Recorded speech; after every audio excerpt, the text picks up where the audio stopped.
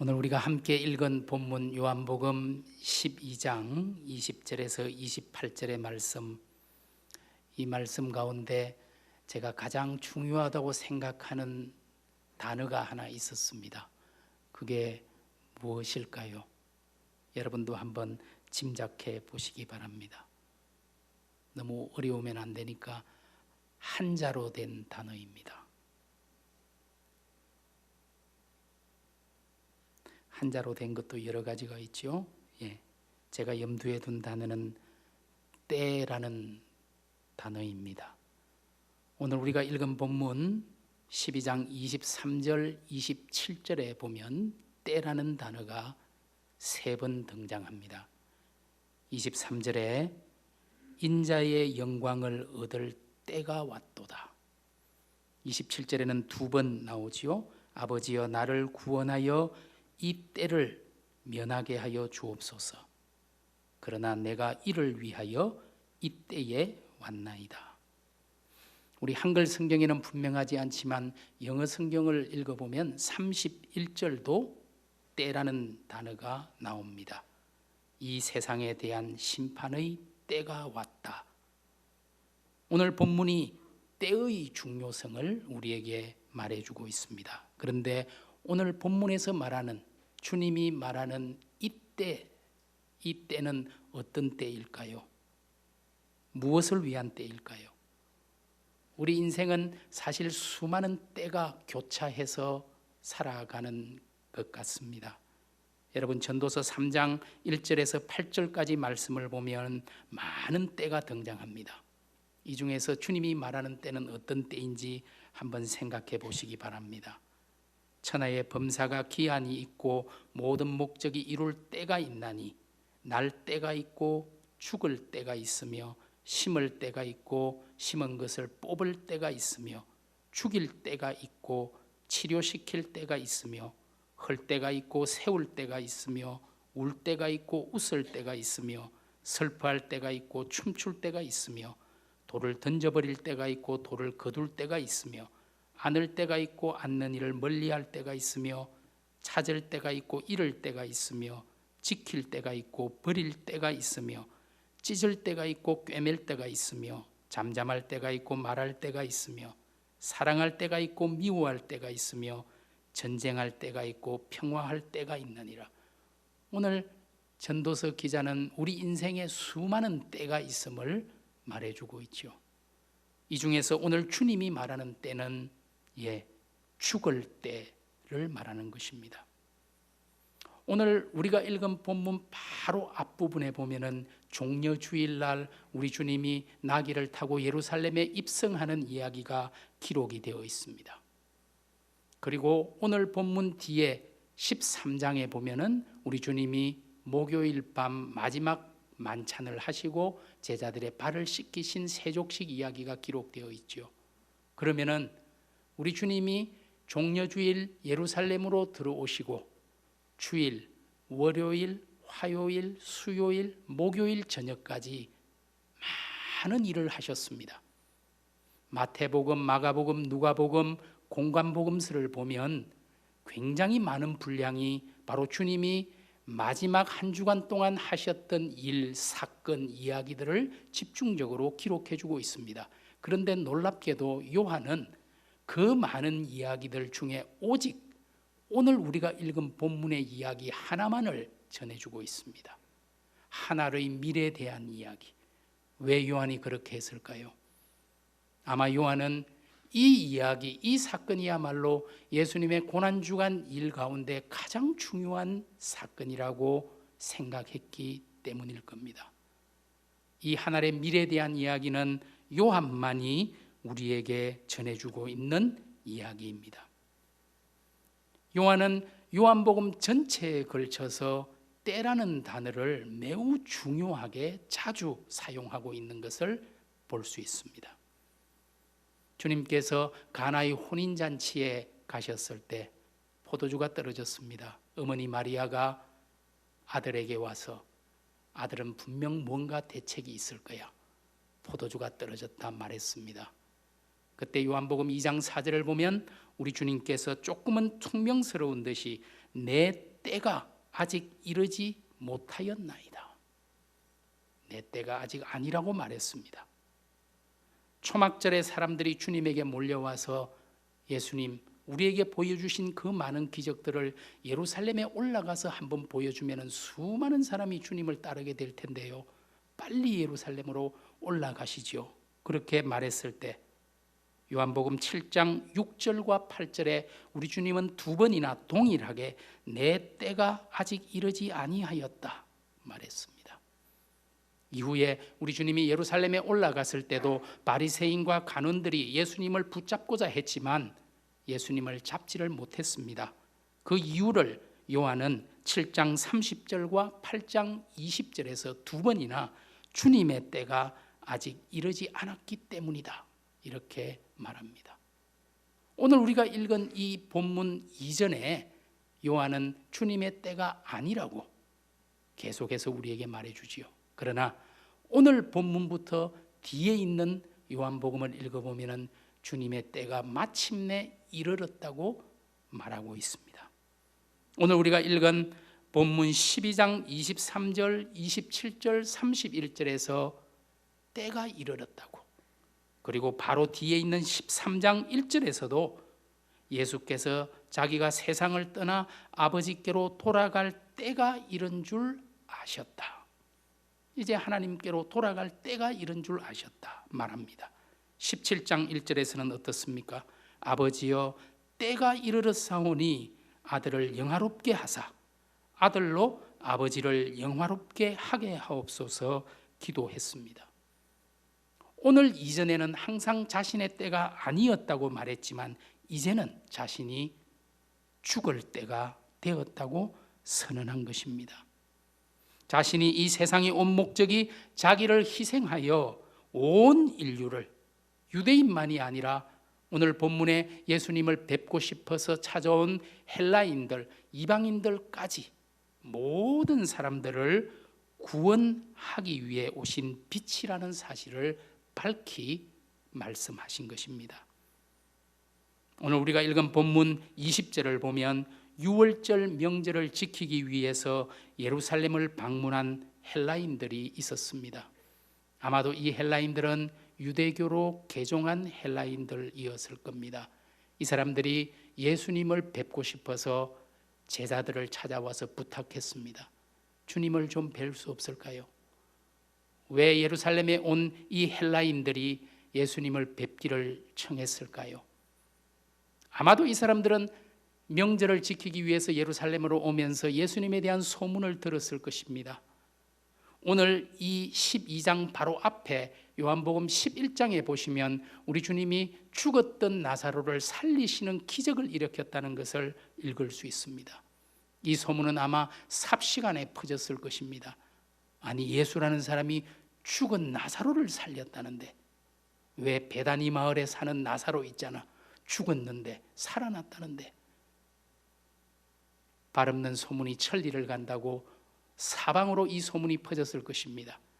그리고 종려주일에 예루살렘으로 들어오실 때, 주님이 오실 때 아마 유대인들은 호기심으로 도대체 소문의 그 사람이 누구야? 정말 죽은 자를 살렸다면 우리의 왕인데, 호산나 찬양하며 종려나무 가지를 흔들고 주님을 맞이했을 겁니다. 아마도 멀리서 온 헬라인들은 주님을 멀리서라도 뵙지 못했겠지요. 너무나 뵙고 싶었습니다. 그래서 빌립에게 찾아와서 예수님 한번 뵙기를 원합니다. 그래서 오늘 본문을 보니 빌립이 안드레와 의논을 합니다.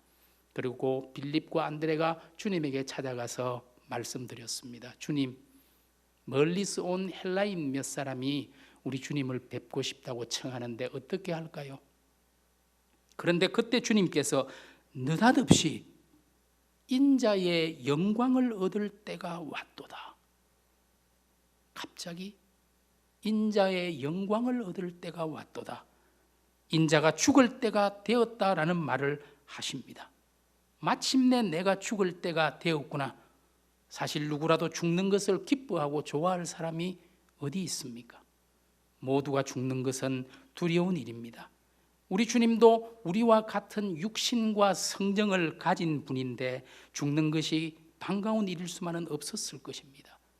그래서 오늘 본문 27절에 우리 주님의 기도, 지금 내 마음이 민망하니 무슨 말을 하리요? 아버지여 나를 구원하여 이 때를 면하게 하여 주옵소서. 그렇습니다. 이것이 당연한 기도입니다. 아버지, 너무 괴롭습니다. 나를 구원하여 이 죽음의 때, 십자가의 때가 지나갈 수 있도록 면하게 해 주십시오. 기도하는 것이 당연하죠. 그러나 바로 그 뒤에 기도를 보십시오. 그러나 내가 이를 위하여 이때에 왔나이다. 아버지여 아버지의 이름을 영광스럽게 하옵소서라는 기도가 연달아 나옵니다. 여기에 나오는 그러나라는 단어, 이거 얼마나 위대한 역접 접속사입니까? 이것은 주님의 자기 부인이었습니다. 나도 죽는 것은 두렵습니다. 그러나 내가 십자가를 지고 죽어야만 하나님의 뜻이 온전히 이루어지고 모든 사람을 생명으로 이끌고 구원할 수 있다면, 내가 이때를 위하여 왔다면 아버지의 뜻이 이루어지기를 원합니다. 내 뜻대로 마옵시고 아버지 뜻대로 되기를 원합니다. 이 위대한 그러나 접속사, 이것 때문에 우리가 살게 되었습니다. 어떻게 보면 주님은 십자가에서 죽기 위해 이 땅에 오신 분입니다.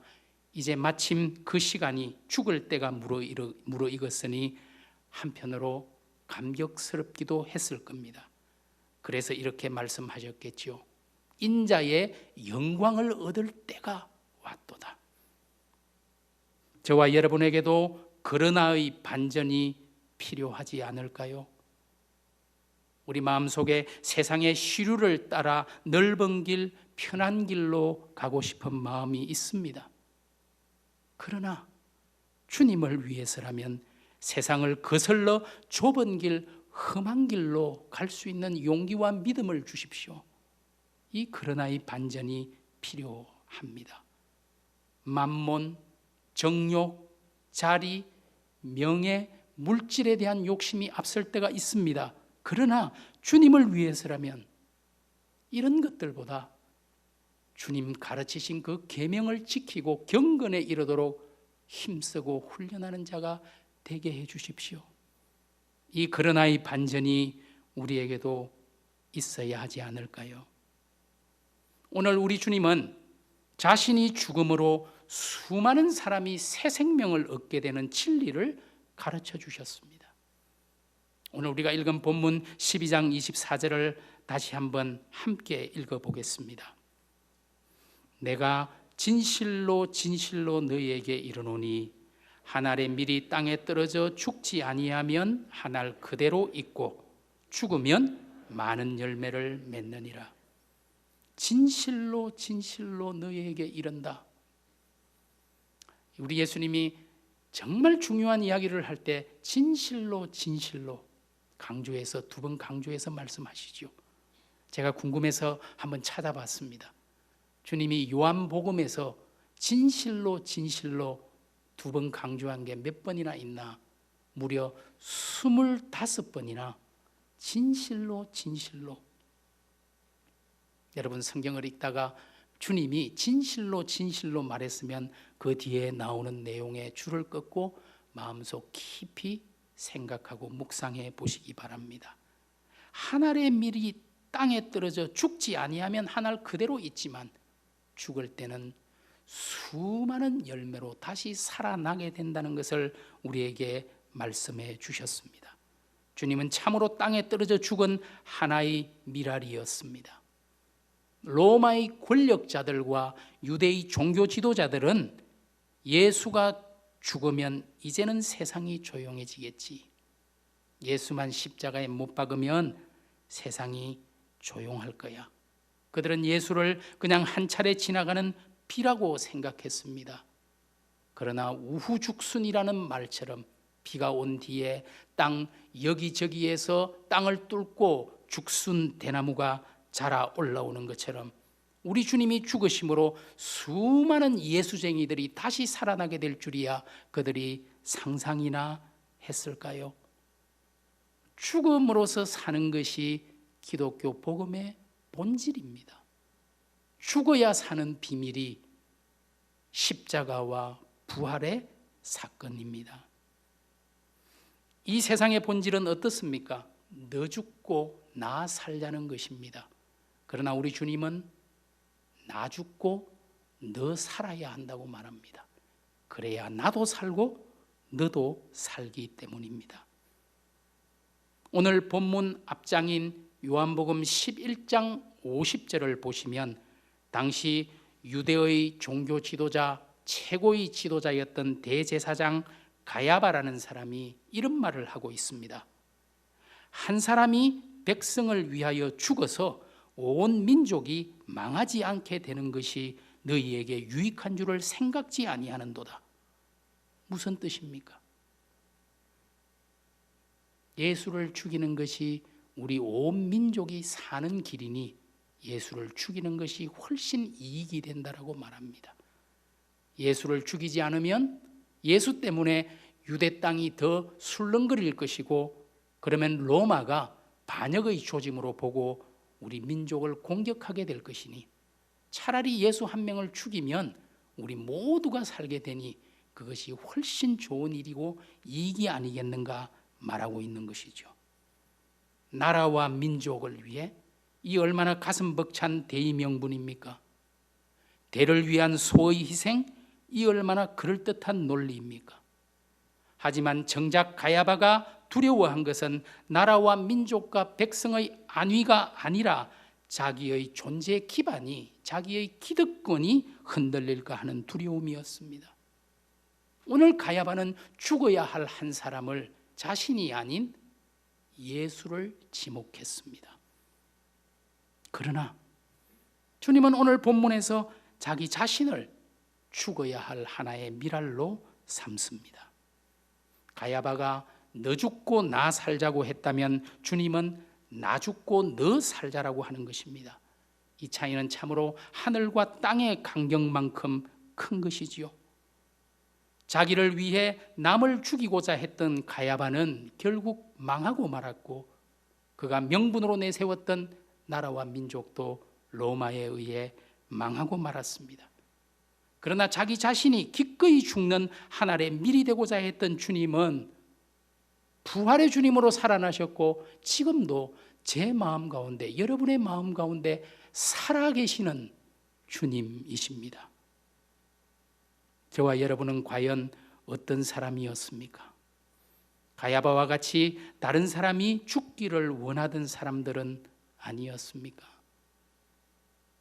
아내가 먼저 꼬리를 내리고 죽어주기를 명령하던 남편은 아니었습니까? 남편들은 먼저 죽기를 요구했던 아내는 아니었던가요? 자식들이 자기 뜻에 따라 죽어주기를 강요했던 부모는 아니었습니까? 부모가 먼저 뜻을 굽혀주기를 고대했던 자녀는 아니었습니까? 목사가 당연히 먼저 죽어야 한다고 생각했던 성도는 아니었던가요? 어쩌면 양은 찍소리 말고 조용히 죽어 지내야 한다고 생각하는 목사는 아니었습니까? 이제는 다른 사람이 죽기를 기다리는 가야바가 아니라 저와 여러분도 주님처럼 죽어 썩어지는 하나의 미랄이 되기를 진심으로 원합니다. 우리 그리스도인은 눈에 보이는 현실의 당장의 이익보다 영원을 사모하는 사람들입니다. 그래서 우리 그리스도인들은 사람들의 평가에 민감하기보다 하나님의 평가를 두려워해야 합니다. 그래야만 기꺼이 하늘의 밀이 될 수 있고 낮아지고 죽는 자리에까지 내려갈 수 있기 때문입니다. 여러분 빌립보서 2장의 말씀 기억하시나요? 우리 주님은 하나님과 동일한 본체를 가진 하나님이셨습니다. 그러나 자기를 비워 낮추시고 우리 육신을 입고 낮아져서 십자가의 고난의 자리에까지, 죽음의 자리에까지, 하늘에 죽는 미랄이 되기까지 낮아지셨습니다. 우리 주님이 낮아지심으로 우리가 높임을 받게 되었습니다. 주님이 가난해지심으로 우리가 부유해졌습니다. 주님이 죽으심으로 우리가 살아났습니다. 우리 하나님께서 가장 밑은 곳으로 낮아졌던 주님을 높이 들어 올려주셨습니다. 하늘에 있는 것이나 땅 위에 있는 것이나 땅 아래에 있는 모든 것들로 예수 이름 앞에 무릎을 꿇게 해주셨다고 빌립보서 2장은 분명히 우리에게 전해주고 있습니다. 우리가 하늘의 밀로 죽을 때 하나님은 우리를 통해 수많은 생명을 새롭게 낳으시고 오히려 우리를 높여주시는 분이심을 기억하시기 바랍니다. 내가 죽어서 나의 가족이, 교회가, 세상이 살 수 있다면 기꺼이 하나의 미랄이 되기를 소원하는 예수의 제자들이, 저와 여러분이 될 수 있기를 진심으로 원합니다. 하지만 이 선택은 결코 쉽지 않을 것입니다. 오늘 우리가 본문에서 읽었듯이 24절에 보니까 죽어야 한다고, 25절에서는 자기의 생명까지 미워해야 한다고, 26절에서는 끝까지 주님을 따라야 한다고, 그래야만 우리가 죽는 하나의 미랄이 되는 선택을 할 수 있겠지요. 예수의 진정한 제자가 되는 것은 그냥 저냥 될 일이 아닙니다. 우리의 전부를 드리고 우리 마음 전심을 드려야 할 길입니다. 어려운 길입니다. 좁은 길입니다. 그럼에도 불구하고, 그러나 나로 주님 닮은 하나의 미랄이 되게 하소서, 이 기도가 저와 여러분의 기도가 되길 바랍니다. 이와 같이 우리 예수님이 하나님의 뜻에 온전히 순종하고 자신을 십자가의 죽음에 내어드리자 28절에 보니, 본문 28절에 하늘에서부터 음성이 들렸다고 기록하고 있습니다. 여러분, 하늘의 음성이 들렸다는 것은 하나님이, 그것이 하나님의 영광이 되고 하나님의 뜻이라는 것을 확인해 주신 것을 말하지요. 오늘 우리가 읽지는 않았지만 32절에 우리 주님이 이렇게 말씀하십니다. 내가 땅에서 들리면 모든 사람을 내게로 이끌겠노라 말씀하십니다.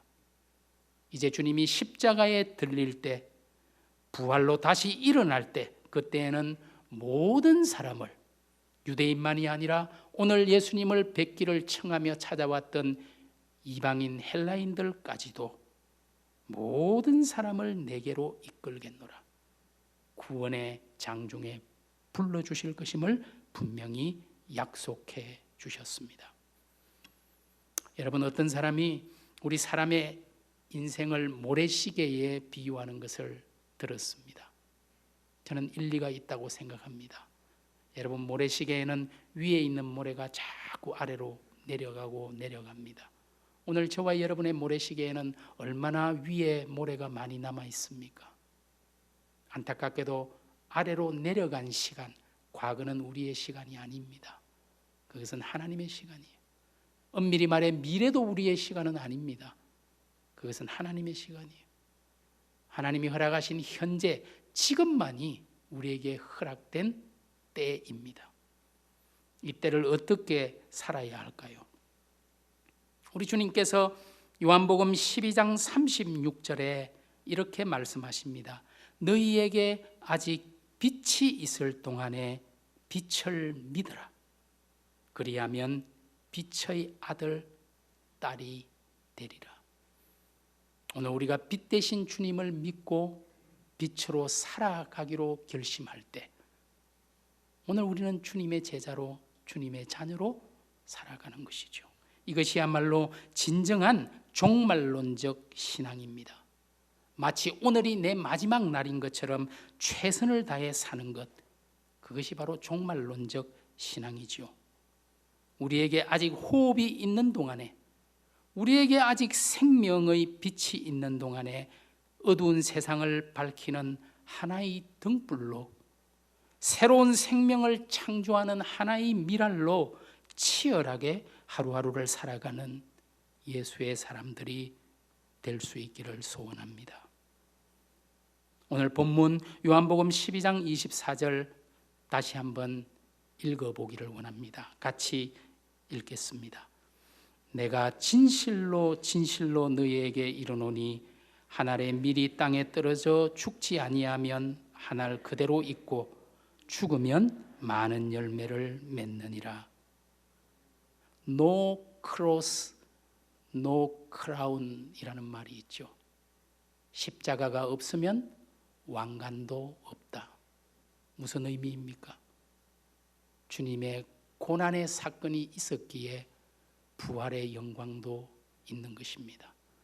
우리 주님의 고난과 십자가가 있었기에 우리의 구원과 생명도 있는 것입니다.